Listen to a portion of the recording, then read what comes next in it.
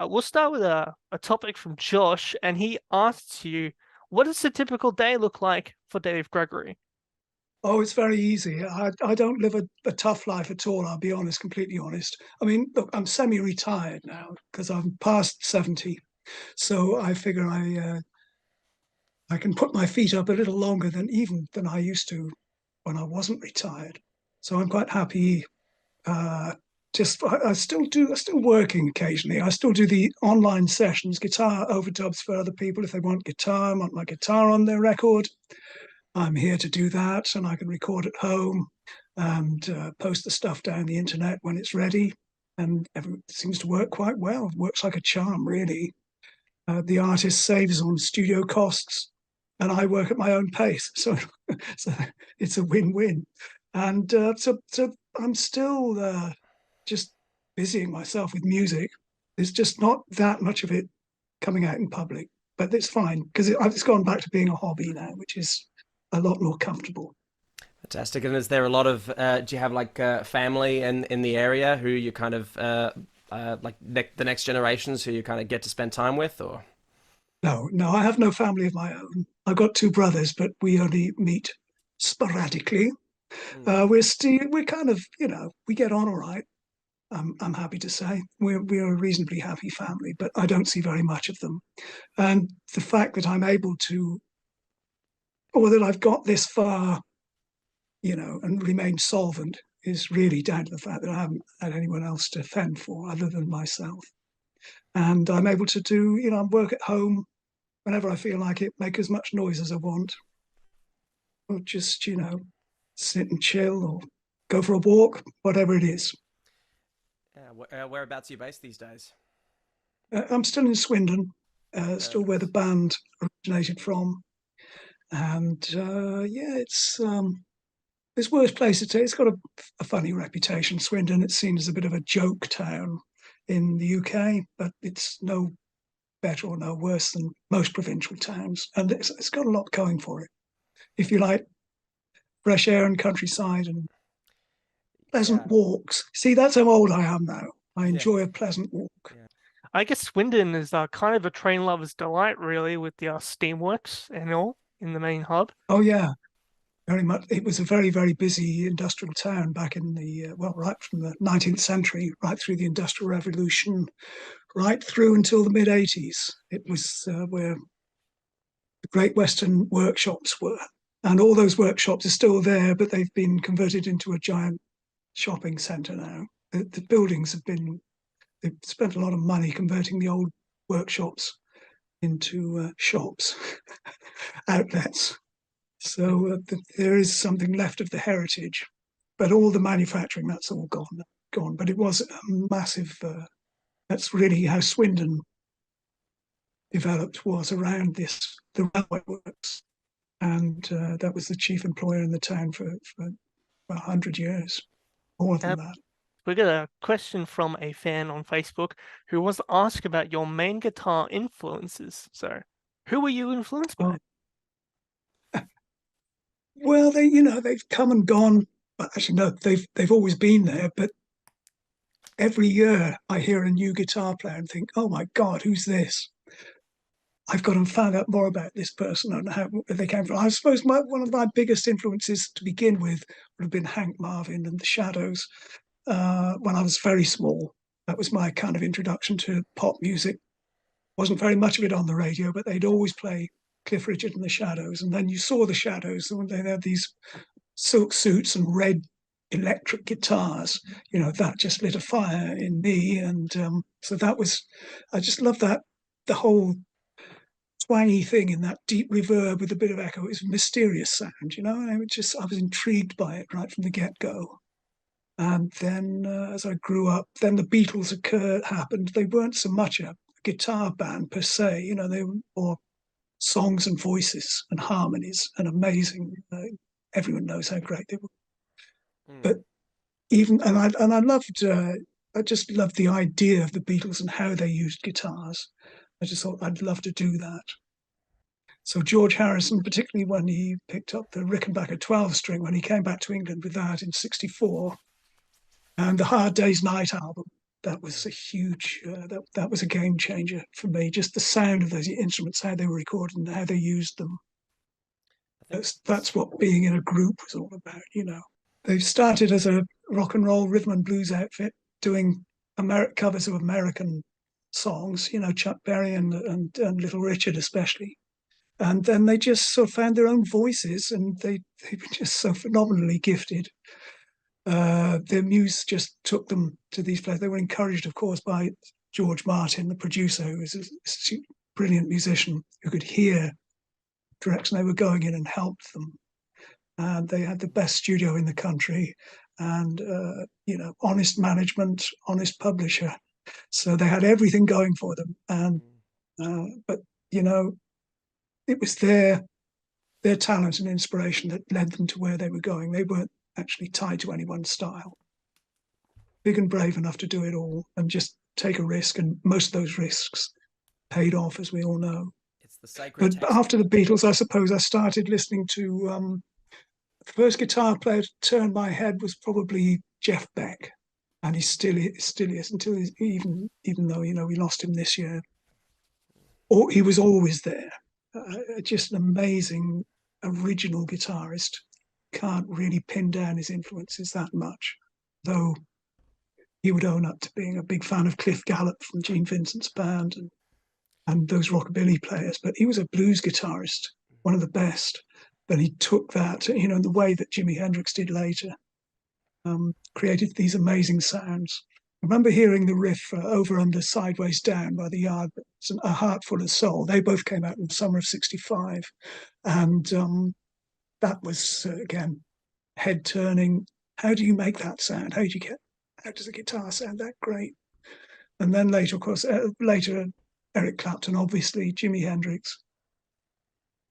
I would say Beck, Hendrix, and Clapton, just to be boring and traditional. Yeah, they were huge influences, probably the biggest ones on me, because they influenced a lot of guitarists that I would later go on to copy or emulate or attempt to emulate.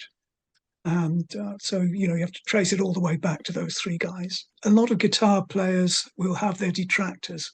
You'll always see people on Facebook, it's going around all the time, you know, people raving about one player, and then you'll see all the comments and they'll say, yes, but he did that, that was rubbish. This is Jeff Beck. No one argues about how brilliant he was. Everybody has respect for Jeff, and rightly so. And the fact that at his age, you know, even in his 70s, you must hear what was the orchestral one he did? Was it Nessun Dorma that you're thinking of? Yes, stunning music all the way through, and his choice of singers as well, and the string arrangements, absolutely gorgeous. What was it called? Emotion and Commotion, I think is what it's called. That's another one of your topics, actually.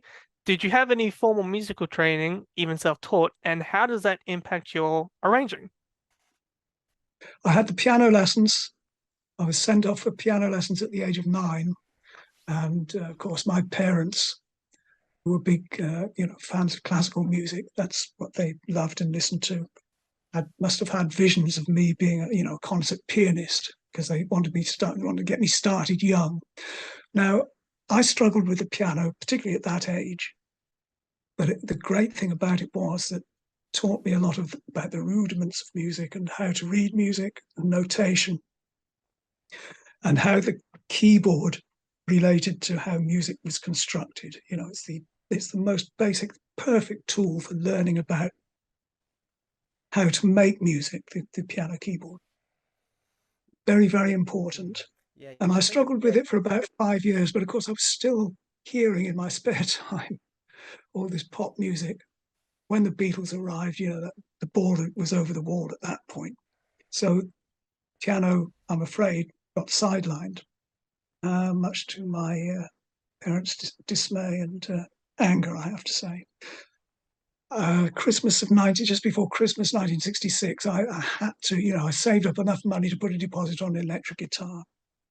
And my parents, I dragged them along to Campston's music shop in Swindon to sign the hire purchase agreement, and that was buying my first guitar, 14 guineas, £1 2 shillings a month over 12 months from my paper round money. that was the only reason I was allowed to buy it, you know. But of course, within a couple of months of my purchasing this guitar, I just ignored the piano, and my music teacher, the piano teacher, said, you know, David's really not interested anymore. I can't teach him anything. He's his head's somewhere else. I'm going to have to let him go, which my mother was very upset about. But she did say, years later, he'll come back to it, which of course I did. Eventually, I was able to take what I'd learned from the official piano lessons, the notation, reading and writing and everything, and apply it to scoring for strings. I always loved strings. I wasn't so happy about brass. Brass was too happy altogether. Strings were sad and soulful and mournful. I liked that. That sort of struck a chord with me, forgive the pun. But then, you know, XTC, we were kind of, you know, Andy Partridge was, again, like the Beatles, not afraid to experiment and go off and try different things quite fearlessly. We didn't have a string of hit records to follow up. It's just, let's do this time. Anyway, basically, there came the time when string arrangement might be a good idea for this song, for the Skylarking sessions. Oh, yeah. This is spinning fast forward now to the mid-80s. Oh, yeah. And I just bought a sequencer, and it allowed me to assign channels to individual samples of instruments. I thought this would be great if I could write a quartet using these samples and this sequencer. And when we hold a bit of tinkering, that's basically how the arrangement for 1,000 Umbrellas came about. That was my first official string arrangement. I've done others since, but that was the most elaborate and the one that was most thought out. All right, we're going to talk about tribute bands for a bit. We got a question in from the drummer of Fossil Fools. Terry Arnott says, what you thought of all the tribute bands that have showcased over the years of XTC's music, and he would personally like to thank you for attending Fossil Fuels' last gig last year at the XTC convention, and also was there for their very first one. Yeah, Terry, God bless him. Hello, Terry. He's a very nice fellow, a giant XTC fan. And it's lovely to meet people like that who still remember the band, basically, who are very, very instrumental, again, forgive the pun, in promoting the band, you know, because the records are still selling. Bands no more, never will be again. But there are these kind, lovely people in bands who love the music, love playing the songs, and they're going out there and performing in clubs. And going back to the gig that he mentioned at the Victoria in Swindon, I did go along there because I knew it was going to be the Fossil Fools' last gig. And their first gig had been a warm-up for Tin Spirits, the band that I was in. I can't remember exactly when it was, about 12 years ago, maybe a bit more. So that was their first gig. So I attended both first and last gigs. But I'm kind of humbled by the fact that they pay so much attention to the music to get it as right as they possibly can. Because I was really astonished at the set list they'd chosen. Some of the songs they were playing were not the most obvious. Yes, they played Making Plans for Nigel. They played Senses Working Overtime, Sergeant Rock, and all the singles. But they also did some really daring stuff. And I thought, wow, we wouldn't even have considered trying to play this live, you know, even when we were together. But they did it. But the great thing about it was the room was full of ecstatic fans. So all they had to do was play a few chords of the intro. The whole audience was with them, singing along, yelling and shouting and jumping up and down. And it was the whole atmosphere of that night that was really quite magical and made it such a fun evening for me. And I think by the end of the evening, they were all a little bit sad about, you know, having to pack it in, choosing to pack it in. And because it was a really great night. Everybody who was there, you know, just thought, what a fun evening. Absolutely, yeah. And that kind of sense of community is really important, I think. I think it's great that they take the trouble and love it enough to want to continue, you know. Yeah, there's a band in Sydney. We're in Melbourne. There's a band in Sydney called Scarecrow People, and they're a seven Oh yeah, piece. Scarecrow People. I remember Andy raving about them, so he's aware of them. And interesting that you mentioned there's seven of them, because that's kind of sometimes that's how many people it takes to interpret the songs as they work. There's so much. The studio albums are really detailed and involved. A lot of the tracks are very, they're most overworked in my opinion sometimes. But it probably would have taken, had XTC decided to continue as a touring band, it probably would have taken seven musicians to cover everything. Is there any plans to reunite with Terry Chambers with EXTC? Me personally, no. I mean, Terry, yeah, I mean, who'd have thought it? He's put this band together, and they've done two American tours, and I know the last tour didn't go quite as planned. They lost one of the key guys. I don't know what the story is there, but anyway, they just continued the tour as a three-piece. So I suppose as long as Terry is behind the drums, I mean, I've read nothing but good reviews of their live shows. So it's great that Terry. I mean, when he came back from Australia, he'd been away for 33 years, and I think he half expected to carry on where he left off. But he did put the band together. He got enough people around who loved the music enough to want to play it, and actually, and he found an agent willing to book the band and give them some work. So I think his son Kai is actually their road manager as well. So it's always kept it in the family. But I haven't spoken to Terry for some time, so I don't know exactly what the situation is today or whether they're going to be going out again. But again, I would never have guessed he would have had the balls to go out and do that. Good Not luck only to that, him. First off, happy 40th anniversary to Mama this month, finally at the 40 Oh, milestone already. so it is. I So hadn't this realised. Yeah, yeah. marks a very significant milestone in XTC's history, obviously. First studio-bound album, so what was it like now changing the way you created music in the studio and not having to worry about, oh, how's this going to sound live and what will we need to do live? Yeah, well, I think the first thing we did was use more keyboards or piano on that record. There's no way we are going to take a piano on tour. But that, remember, it's his early 80s. It's way before digital modeling and all the rest of it. And now piano samples are easier. Keyboard, everyone's using really good sampled pianos, but they weren't available back then. So we just felt, right, finally we can use the great studio grand piano a bit more, and we've got this Prophet synthesizer and a Mellotron.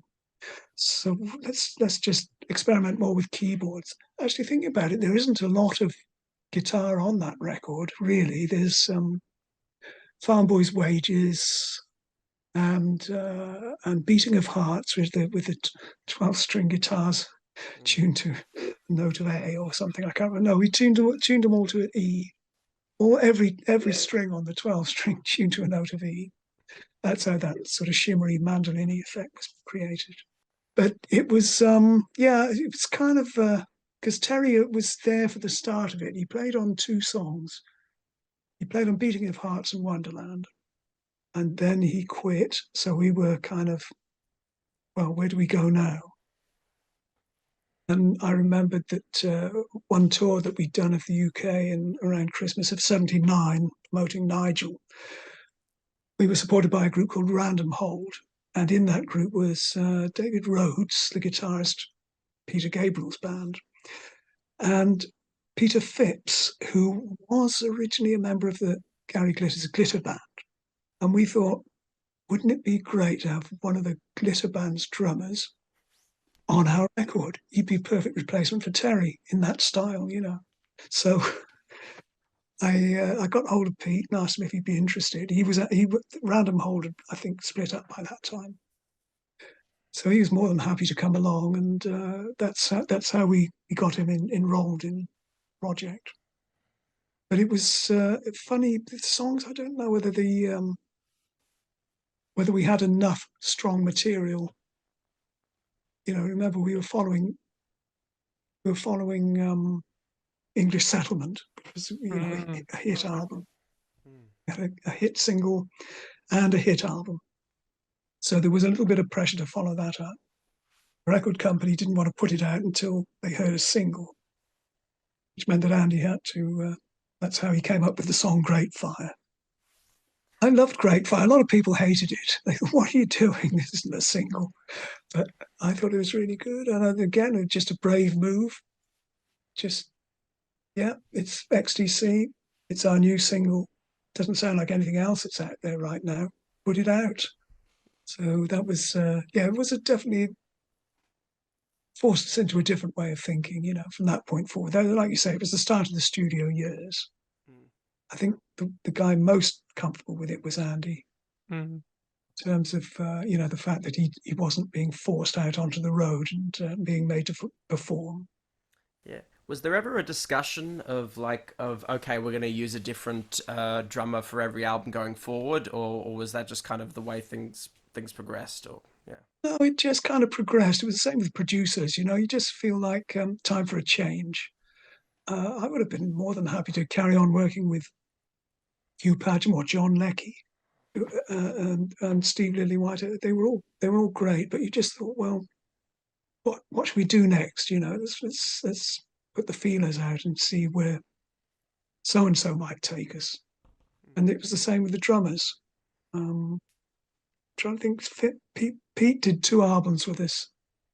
Did Mama and the Big Express, and then following that we did the Dukes of Stratosphear project, where my brother Ian joined us for drums. He was always going to be in the Dukes of Stratosphear, by the way, so there was no change there. And then we did, after that, Skylarking, which meant traveling to America. The record company said, you've got to work with an American producer. So we left it up to Todd Rundgren to find the musicians. And Prairie Prince was the drummer for that record. And he was great, they've all been great, I have to say. I can't fault any of them. They've all been brilliant. Been very lucky. I wouldn't have this podcast thanks to your Oranges and Lemons drummer, Pat Mastelotto, who spoke very highly about you when I brought XTC up on his episode of the show. So, Well, Pat's been a very good friend all these years, and I've watched him. When he joined King Crimson, I thought, I wonder how long this is going to last. Robert Fripp is always changing his mind and regrouping and God knows what. That's the longest serving drummer that Robert Fripp has ever worked with. And it's great that he and I are still friends, because he, I remember when Crimson were touring in the UK, he'd usually call me up and say, "Do you want to come to a show?" I say, "Yeah. Put us on the guest list." And he's never changed, Pat. He's always been friendly, brilliant player, really nice guy. It's like a lot of drummers have this big reputation because they're flamboyant and they make their presence felt, and they kind of walk the walk and talk the talk. Pat's quiet, gets on with the job, does a fantastic job, but very, very rarely. He's not like a celebrity, he doesn't promote himself, but doesn't change. He's just such a nice guy, and I'm really happy to say we're still friends. I'm gonna hand over to Josh now, because he loves Big Big Train, and he's the guy who pretty much got me onto this amazing band, and he has some questions for you about your time with Big Big Train. Mm-hmm. Yeah, so I guess we'll start with the Underfall Yard, which was not just the beginning for you, but really kind of the beginning of Big Big Train as a lot of people know it now. So was it Rob Aubrey or Andy Poole or Greg who brought you guys on, for that album, and what made you want to join full time? Yeah, well, first of all, it was David Longdon who got me involved with it. David and I have been friends for a number of years, and he'd been telling me about his band that he'd been guesting on. He'd been to Rob Aubrey's studio to do a vocal for, or to do some vocals for Martin Orford's last album, The Old Road, and that's how Rob had been able to recommend David to Greg Sporton as a possible singer for Big Big Train. So David was the first one in there, and he said, "I've been doing these. I've been doing these vocals for these guys, and we're looking for players, just as guests to do a couple of solos here and there. And wonder if you might like to contribute some guitar to one of these songs." So I said, "Sure. Well, just send it to me, and let's see hear what it sounds like, and see if I can do something with it." Because at the time I just got together with Tin Spirits. That was just about, I was working with those guys and getting to feel my way around how they worked. So Big Big Train, Tin Spirits pretty much kicked off at around the same time. So they sent me this track, a long song called time it was called End of the Line. And Greg Sporton said, "Yeah, we need a solo, sort of a slowly building solo from about halfway through this track." It was about 6 minutes of playing, and no one's ever asked me to play that much guitar solo. But I thought, all right, if that's what you want, I'll give it a bash. So eventually I sent a demo of what I'd done. I did the main solo. It's on the album. It's The Last Train. And I played that. I sent them a demo together with a whole bunch of Ebo stuff. I did a little choir of Ebo guitar as well for that song. And they loved it. And so I said, "Well, okay, book the studio then. I'll come down and play it for real." "Oh, no, we'll just take your demo." So, "You sure?" So this is how this whole internet remote working thing started for me. I said, "Well, if you're sure, I'll just make a WAV file and post it to you." And they flew it in, and that's how it is on the record. It's my demo. So I thought, this is going to be easy. This is a great way of working. I no longer have to load my car with God knows how many guitars and amps, drive 100 miles, unload it, pile into a room with a bunch of strangers, have to, do whatever I can while I'm still, when I'm half asleep, and hopefully hope that something good can come out of it. Now, this is the way forward. I can work from home and do all this in my own time and do a decent job. That's how it all started. And eventually they said, "Well, we've got a couple more songs. Can you play on this?" The next thing, I think the next thing I did was Master James of St. George. I did a lot of guitars on that. And Evening Star as well. I did quite a lot of stuff there. And again, it was great because it was quote unquote prog. There were no real boundaries. It was just, let's just do something. Let's just throw something at it and see what sticks. And so, I was I had a little electric sitar that I used, and some odd effects. I was using a rotary effect on a Rickenbacker guitar that was quite colourful. And so gradually I ended up, doing a sort of patchwork of guitar solos and sounds right throughout that album. They had a couple of other really killer soloists. Francis Dunnery did a little solo on the title track, and Andy Tillison did an amazing couple of keyboard solos as well. Though there's no way I can compete with those guys. However, I can play some blues guitar. It's like a 20-minute track, as you probably know. So all the little blues guitar stuff and all the stuff that dances around the vocals at the end, and the electric sitar as well, that was all my stuff. So that kind of, the album came out with way more of my stuff on it than anyone imagined there would be. And so I suppose that people just assumed that I was now a full-time member. I mean, the band at the time was just Andy Paul, Greg Sporton, and David Longdon. Those three guys, their pictures appeared in the publicity. Everyone else was like guest, quote unquote. And after 11 years, turns out I was still a guest. Oh, yeah. 8 albums, 11 years, I'm still a guest. Yeah, well, it's funny because there's material like I think they've like they've just brought out Ingenious Devices, which I think is still some stuff that from like the last years of when you were quote unquote in the band, and like even this special edition, there's some re-recordings of Under Full Yard and Victorian brickwork and stuff. So was that all kind of done remotely? From my point of view, yes, it was. I'm not sure. I think I've got a feeling it was all done remotely. Yes, I think it must have been. I can't remember a studio session being booked.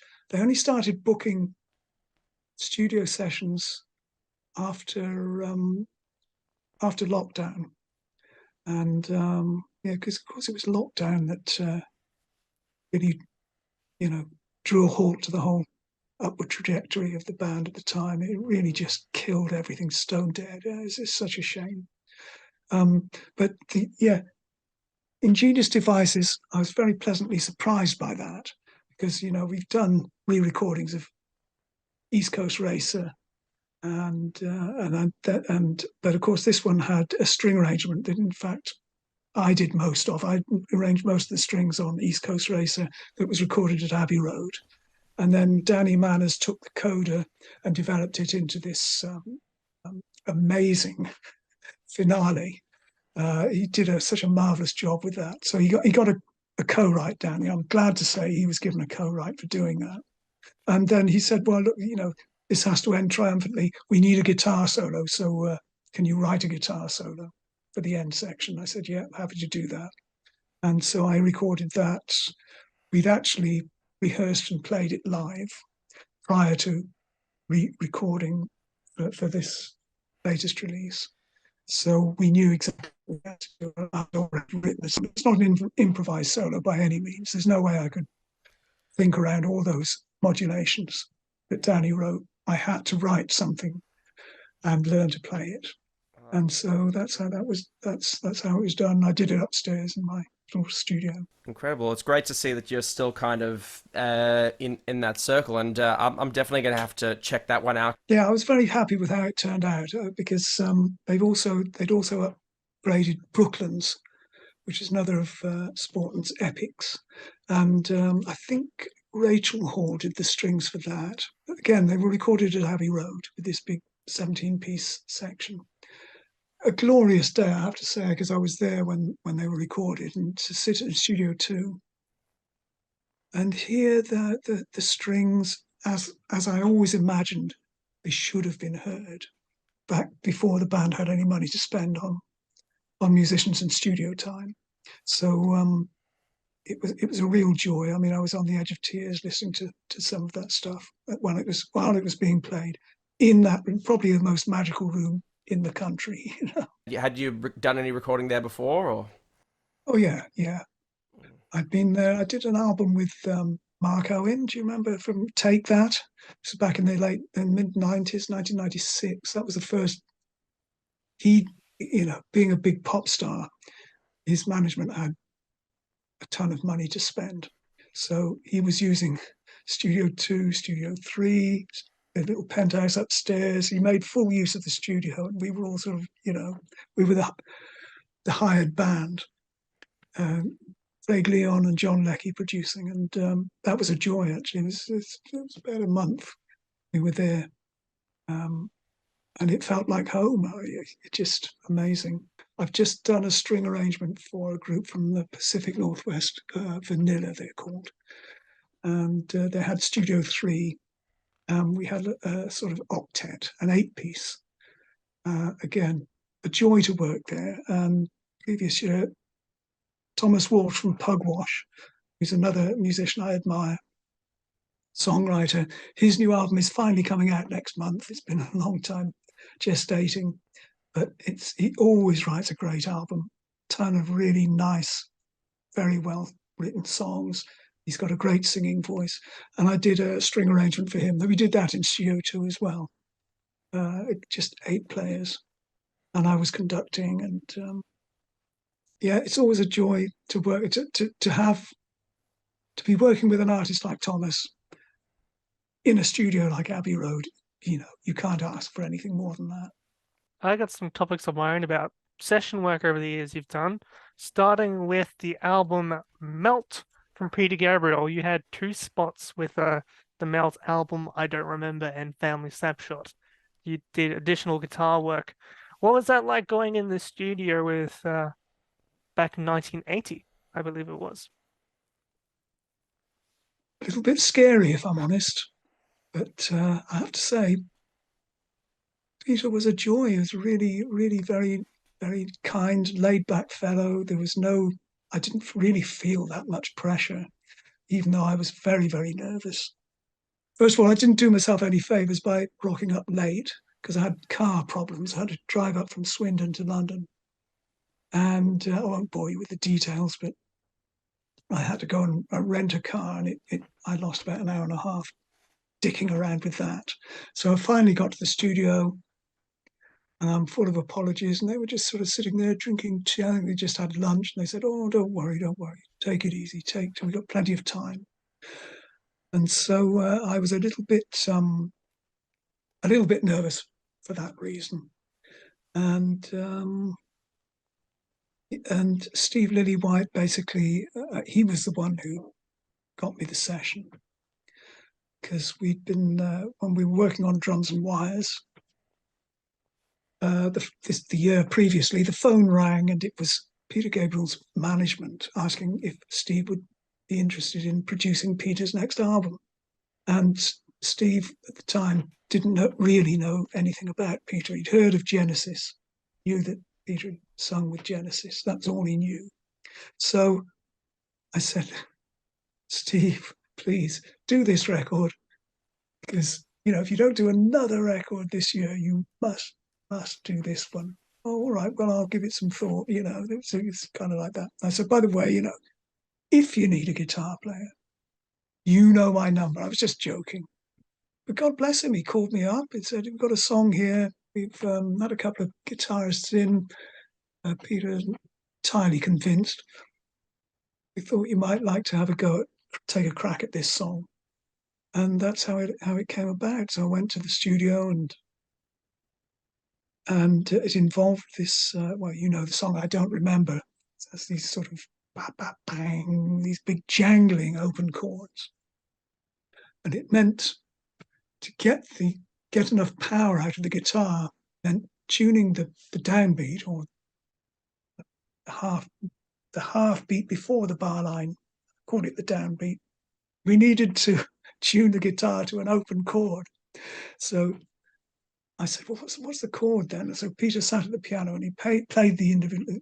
Luckily, it was a 6-note chord. So he played the notes on the piano, top to bottom: F sharp, E, I think it was G sharp, then D down to C sharp, A down to G sharp, and the bottom E down to C sharp. So I thought, well, if I can do it without breaking any of those top strings, this might just work. And it did. And the changes were reasonably easy to find, luckily, as the song, as it goes into the second half of the verse, slight modulation, and it all worked. And when we came to the chorus parts, it's a question of doing something a bit more rocky and metallic.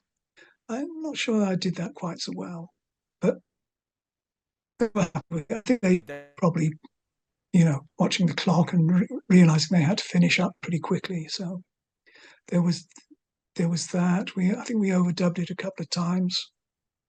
And then they said, "Well, we've got this other song, Family Snapshot. We just want a little bit of chugging guitar when the song takes off." And they again showed me the chords on the piano. And when the track started, I remember the chords sounded wrong. I said, "I don't think these are the right chords, fellas. Have I got this right?" And they suddenly remembered that they'd done a fresh take in a different key. So it wasn't my fault after all. I just adapted what they told me to the new key. So there was that. Those are my principal memories. And then while I was there, the phone rang, and it was XTC's management saying, "Oh, Dave, you're in London. Don't come back to Swindon tonight. We've got Top of the Pops tomorrow. So we'll see you at, I can't remember, some hotel they booked for the night. Come to this hotel, and we're going to the BBC tomorrow to do Top of the Pops. I'm thinking, yes, we've made it. Here I am doing a session for one of my musical heroes from years and years back. And tomorrow I'm doing Top of the... Am I actually dreaming this? And that was the story of from October 1979, and how my contribution to Melt came about, and how XTC got Making Plans for Nigel into the charts. Amazing. Two great things in one. There was also In 2 another one days. in 2 days. Might I add too. There was another moment that I really found interesting from your session careers and really pinpoints a small audience of my podcasting. Working with Till Tuesday's Aimee Mann as a touring musician in 1990s on the Whatever tour. That actually celebrates 30 years this year. So, whoopity-doo. Gosh, yeah, that's 30 years ago. Yeah, no, I was really enamored with Aimee, I have to be honest. And so I love that Whatever album. Although I must admit I haven't played it for must be 28 years now. I don't know. It's a long, long time since I've heard it. But at the time I was completely bowled over, not only by it, but by her as well. So we became a bit of an item on that tour, but it was not destined to last. And so I'm, it was a great, what a great album. And I just thought she's such a brilliant songwriter. She had a lovely voice and she looked great. And I just thought she's just waiting for stardom to fall into her lap, really. And strangely, it never really, I don't think she ever really got the recognition she deserved. But it's not to say she failed in any way. It's just she didn't become the next Stevie Nicks or whoever it's, but didn't detract from her talent. I thought she's really gifted. It's crazy. On that same tour, Mr. Partridge himself decided to overcome his stage fright and join for an encore in New York City for the Duke song Kaleidoscope. That was certainly a surprise to find out that after all these years, he decides to come back to live performing after going nonchalant on the whole live performing thing. That's just such a surprise. Well, it wasn't such a surprise, really. It wasn't. It was only one, literally stepping on a stage in front of a band, a rehearsed band, to sing one song that he'd written, and then off. Yeah. It wasn't like he was returning to the stage. He was just getting up there and taking advantage of I won't say taking advantage. No, Aimee was very keen to have him. She knew he was there, and she just thought it'd be a fun thing for him to come up. Because I think originally she wanted to do Brainiac's Daughter. I said no, it's going to take way too much rehearsal, and because it's a piano song, and I hadn't practiced it for such a long time. Kaleidoscope I could cope with, so that's basically what we ended up doing. But yes, I think it was the Bottom Line in New York club. Just a little funky little club. It's been there forever. And it was a nice atmosphere. And I remember we played 2 shows. But after the interval, Andy he came backstage just to say, meet and greet everybody and say hello, and vanished. So it was a fleeting interval. Still, it's the last time that he ever did any live stuff, but what a way to go out with a Duke song. I always harbored this fantasy that if ever XTC were to play live again, we should put the Dukes of Stratosphear back together as the opening act, do a 30-minute set in full drag with all the old stuff, Flowers on the Stage, the bloody lot, do half an hour of stuff, go off, have an interval, and then come back and do a sort of potpourri. It would have been so much fun to have presented a full XTC show just like that. I wasn't able to convince anybody else that was even remotely possible or even a good idea. We can only dream, I guess. Something else that Josh obviously wants to talk about is Stephen Wilson. So he's a name associated not only with your recording, but with the remixing of XTC's catalogue. His most latest work can be heard next month when the Big Express remaster is coming out. I've heard the Atmos mix. I was invited to attend this playback session in London back in the spring. This immersive, I don't know if you're aware of it, the Dolby Atmos thing, where you have something like 18 speakers in a big circle in a special room. Lights go out. You're immersed in darkness. You're immersed in this rural soundscape. And it was quite revelatory to me. I thought, well, yeah, this is fantastic. How many people are going to be able to install this in their homes? And are there any cinemas or theatres likely to be installing such a feature in future? I don't know. I'll have to wait and see. But it was quite an experience. It's something I'm not sure is like to catch on, mainly because it's prohibitively expensive, to rig up a room to that extent. But it was great. Really, really a different thing altogether. It's like, headphones, but in real life. You didn't have these little things clamped on your ears. You were enveloped in the sound and in complete darkness. So there was no distractions. But yeah, Stephen has done amazing work. I'm so glad he's a fan, because he really only tends to work on stuff he likes. And first thing I think he did was the Non-Such album, which was always one of my favourites. And I thought, well, there's no way he's going to improve on this. This is as good as it gets. There's nothing wrong with it, is there? Is there? And then he sent me the remaster, and I was just astonished. He did an amazing job. So everything he's touched since of ours has been, just stellar. Really, really good. Because I think there aren't enough musicians involved in the technical side of recording music. Sound engineers, they're really good at being sound engineers. It's rare to find a sound engineer who's a musician as well. And, because most musicians would rather be the other side of the glass. There aren't many who just want to sit and twiddle the knobs and listen to other musicians recording. They'd rather be doing it themselves. So Stephen is a great engineer and a great musician. So you've got it all there. His ears are finely tuned. He knows what works and what doesn't. And that's why he's so great at what he does. He was an XTC fan from years back. I'm trying to think where we first met. I first saw him when I was working with Steve Hogarth, and we went to the Mean Fiddler, I think it was, in London, when Steve was looking for musicians for his H band. This would have been in 1995, 96.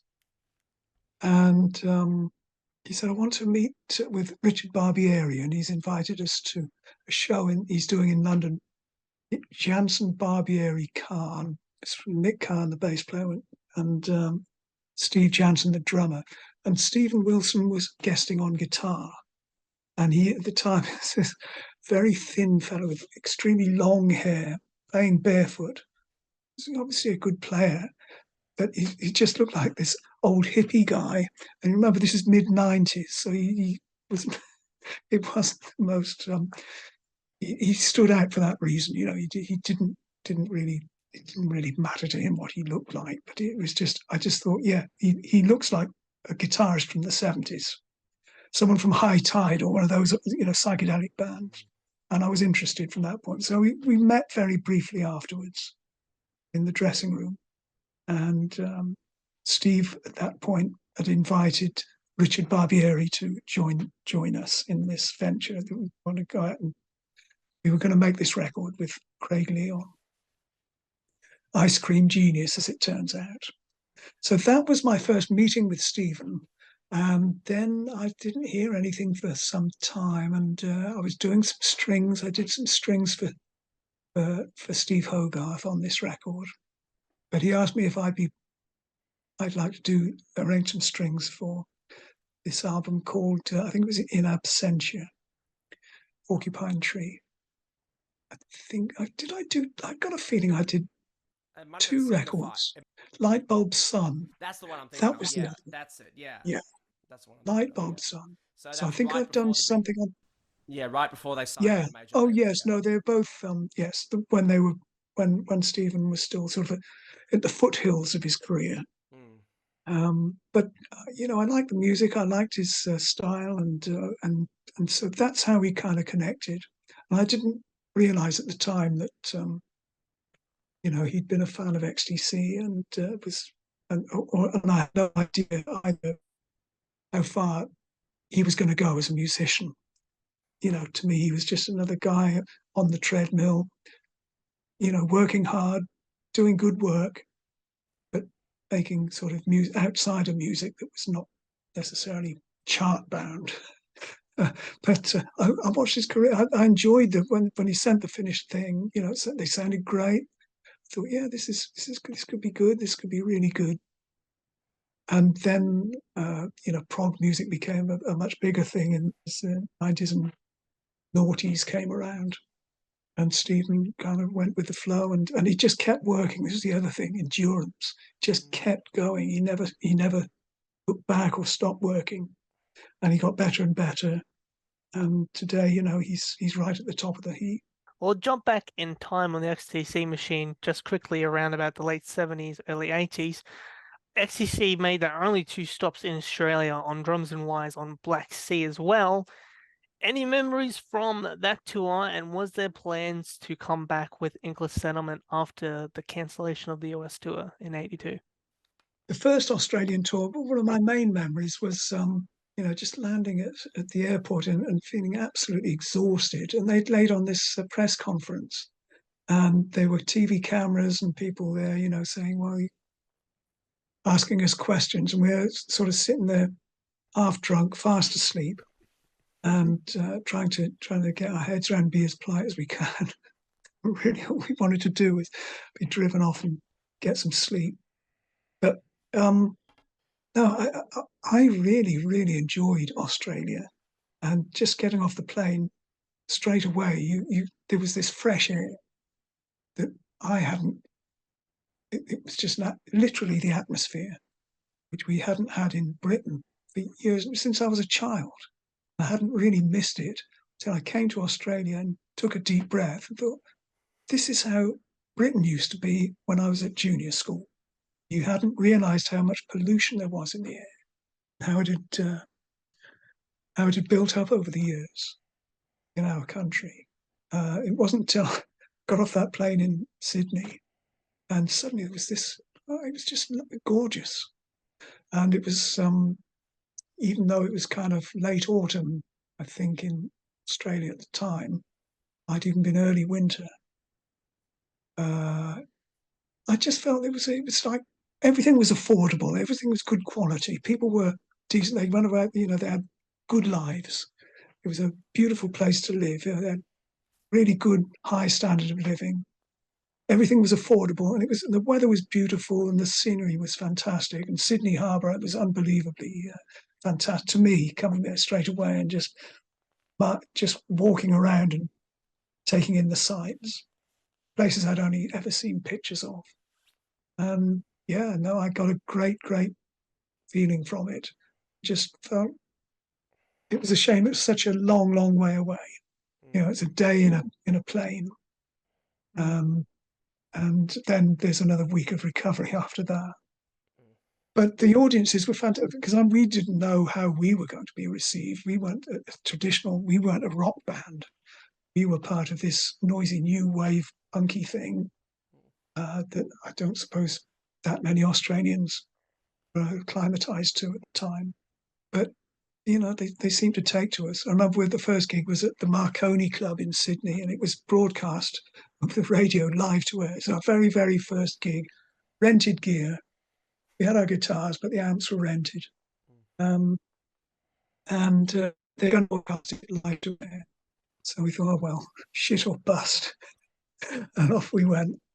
Actually, it was a great gig. The audience went nuts. They were just nuts. So we thought, wow, maybe we've come to the right place after all. But we were there for, I think, about a month. Then we went to Japan for the first time. again, beautiful, very, very different from anywhere we'd ever been before. Great, great audiences. We were only there a few days. I think we only played 4 or 5 dates, but yeah, it was fantastic. Thought, well, if this is touring, because remember, I'd only been in the band for 6 months, and we'd done a British tour, which was kind of lukewarm because we hadn't had a hit record at that point. So to come to Australia and Japan and be greeted by by all this warmth was a real joy for us. Crystal Ballroom, I remember, was really, really hot and sweaty. It had a tiny stage right in the middle of the stage with this great big metal pillar. So you had to be careful. You didn't nut yourself dancing around on this thing that was stuck in the middle of the stage. It was the oddest thing. But again, it was just like there was sweat dripping from the walls, and the audience loved it. They were really, really great. The Wild West of Aussie pubs. Yeah. Mm. But you had a healthy scene there. There was this scene of the hotels and pubs where music, it was all centered around the music. This is what we couldn't understand. It was like in Britain, every city had maybe one rock venue, they'd vary in size depending on how big the place was. Places like Leicester and Liverpool might have 2 or 3 places, but really, there's nowhere you could call, even in London, there was no circuit as such, unlike in Australia, where every pub, it seemed, had a music venue in it, and there were bands that playing every night.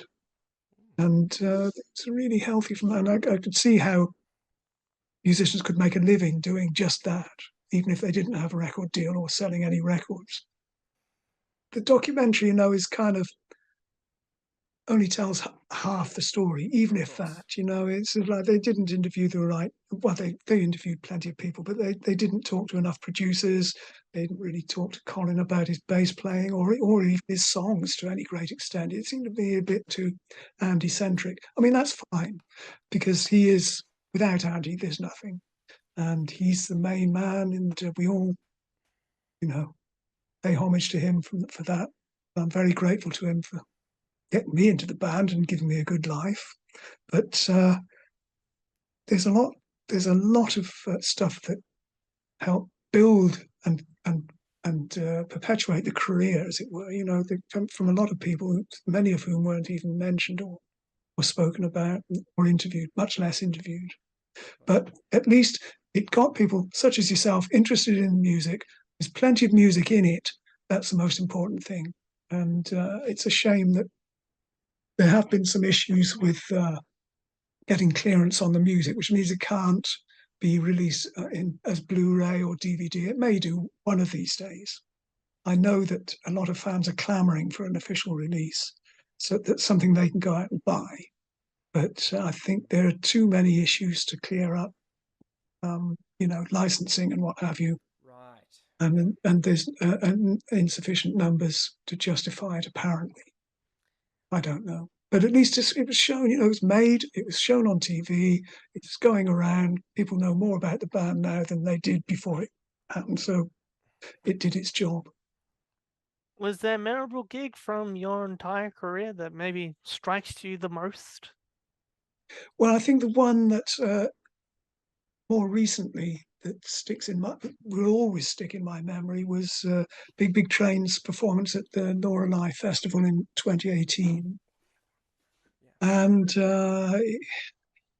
sometimes magic happens and you just get so immersed and taken up with it. And it changes your life in a way.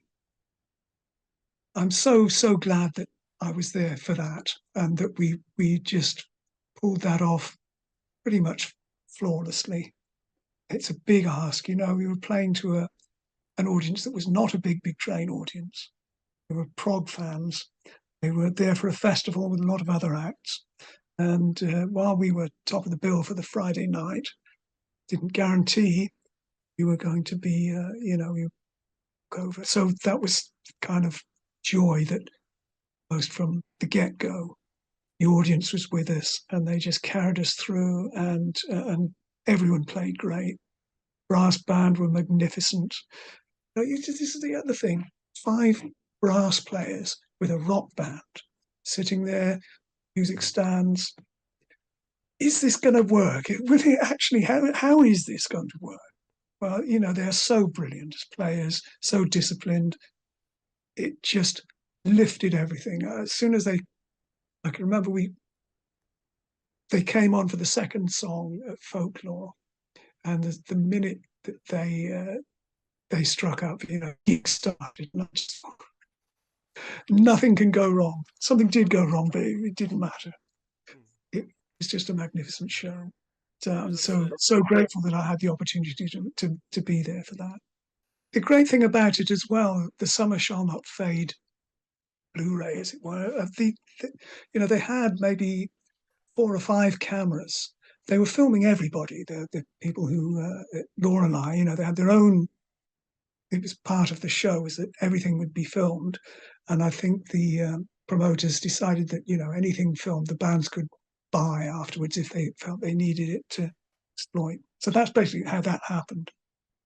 And but they all seemed to have, even though they'd never heard set and didn't know what we were going to be playing, it was all edited together perfectly. Everyone got proper share of camera time.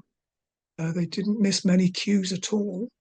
Maybe because there were enough cameras to cover everything.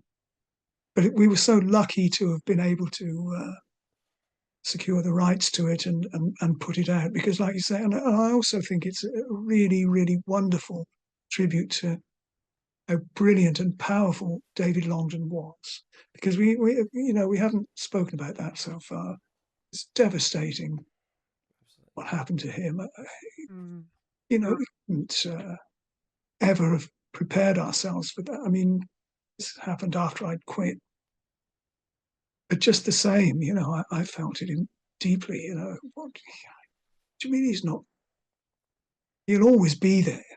And I think Loreley, better than any of the other presentations that have been released, showed exactly why he was so brilliant and what a great singer he was. I mean, just listen to his voice. It's as strong at the end of the show as it was when we started. It was just a force of nature. And he was such a wonderful man. And it's so sad that we won't be seeing him again.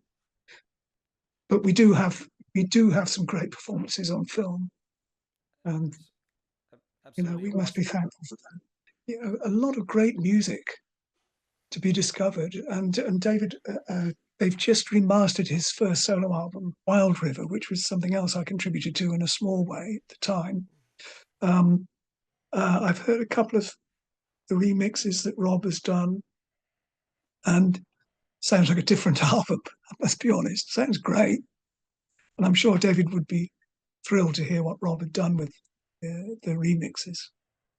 But it's not out until, I think, October is when they're planning to put it out. So I'm looking forward to hearing that. Me and Josh were discussing one of XTC songs and how it came about, recording Melt the Guns from English Settlement. Yeah. Yeah, I think it was more just like, I guess, like, was it a loop that was done? I'm not a drummer, but even I know to keep up something like that for 6 minutes would be pretty strenuous. Terry was quite good at that kind of thing. However, I can tell you we did make a loop. I think it was about, must have been maybe 8 bars. It wasn't just, a single bar going round and round. It did about 8 bars of it, from what I recall. And, we did it with the old pencils as capstans, the thing going around like that. And that was just striped onto the multi-track and used and punched in and out as required. But no, he didn't play the whole thing in real time. But then again, you see, there's the song "It's Nearly Africa," that tom-tom pattern that Terry plays. He did all of that in one pass, And so he, like I say, he was very, very good at just keeping. Travels in Nihilon was another one. Just hammered the same pattern over and over for about 5 or 6 minutes. I always loved that. I wished we could have played it live because it's so atmospheric and it was massive. Like you say, it's had potential for this huge maelstrom of noise. I loved it, and I loved the riff as well. Just hammering that thing over and over. Yeah, that was the, like you say, perfect way to end that album. They recorded it at the Hammersmith Odeon, May 1981, and it's never surfaced. I thought it was, from what I've heard, few things that I've heard from it sound really good, but I don't know what's happened to the master reel of that, or whether the show is still available, or maybe it's owned by UMG now, and I don't know. I don't know what happened to it. No idea, because only about 3 or 4 songs ever got released. My God, what's that? Is that an official bootleg? Is that a bootleg? Yeah, this was from America. God almighty, man. I know. The source of these people. What are they? What a cheek. I know. It's the I believe it was like must have been like a direct port of the original in concert disc. Yeah, that's basically a blown up version of the Generals and Majors 45. It And the is. picture on the back is, I'm not sure where that came from. Yeah, I think that looks like an Alan Ballard pop star. It's probably for smash hits or something like that. Pop magazines. Yeah, Bit I received that in the embarrassing. mail from America. I'm like, okay, I have this now. That's cool, I guess. So, But the Hammersmith Palais show is actually quite good. It's recorded right at the end of another grueling tour. It was 1980, wasn't it? December 1980. I don't think it was it 81. No, because we were in the studio in 81 making English Settlement. The live Hammersmith Palais gig is December 80. 1980, we were on the road pretty much all the way through. We had a few weeks off to make Black Sea, and then it was right, lads, back on your heads. You're out on the road. You're going to Australia again, going to the States with the Police, and you're coming back. Oh, you're doing a couple of gigs with the Cars at Madison Square Gardens, places. And then we got some gigs to do in Britain. So we came back to England. And on December the 9th, 1980, news came in that, was it the 8th? John Lennon had been shot. Just kind of, oh my God, what? We were there 4 days ago. And now we're playing in Liverpool tonight. So it was all a bit strange. The funny thing was, Liverpool didn't appear to be in mourning or any kind. It was just another day to them. Admittedly, the Liverpool Echo was full of the story, but you didn't get the impression that their greatest son had just been slaughtered, and that it didn't seem to leave much of an impression on the day. Maybe it has since. I don't know. I know they've named an airport after him. yeah. So you'd have thought he would have probably. We played a gig in this little club in Liverpool, and I remember we did Towers of London. At the end of Towers of London, Andy decided to sing the refrain to Rain. So we sang a couple of verses of the Beatles song Rain over the changes at the end of Towers of London, which would be in the same key. So that was just our little tribute. Could a band like XTC exist in today's musical climate? Well, first of all, I doubt they'd be signed. I think this is the whole thing. Record companies now. What do they? How many of them are there? There's only about 3. Sony, UMG, EMI, and I don't even know who they are. I think the difference now, though, is that musicians and bands don't really expect to make a living or make any money, any real money, out of making music anymore. And because of the nature of the business, whereby they're only signing acts that are marketable. I mean, this is kind of how they've always worked. The major labels, they'll put money behind the ones they think are going to sell. It makes perfect business sense. But it doesn't help the little guys. The internet is doing that. YouTube is doing that. WhatsApp groups, Instagram. That's how you're going to get recognized. I'm looking at people like Jacob Collier, who was putting out his own videos on YouTube. What a brilliant guy. But would he ever get signed by a major label? He may have done by now, for all I know. But he basically made himself famous just by promoting himself on YouTube. And people say, Jesus, have you heard this fella? It's unreal. And he's going out there now. Of course, he's quite a big name. He's quite famous, world famous.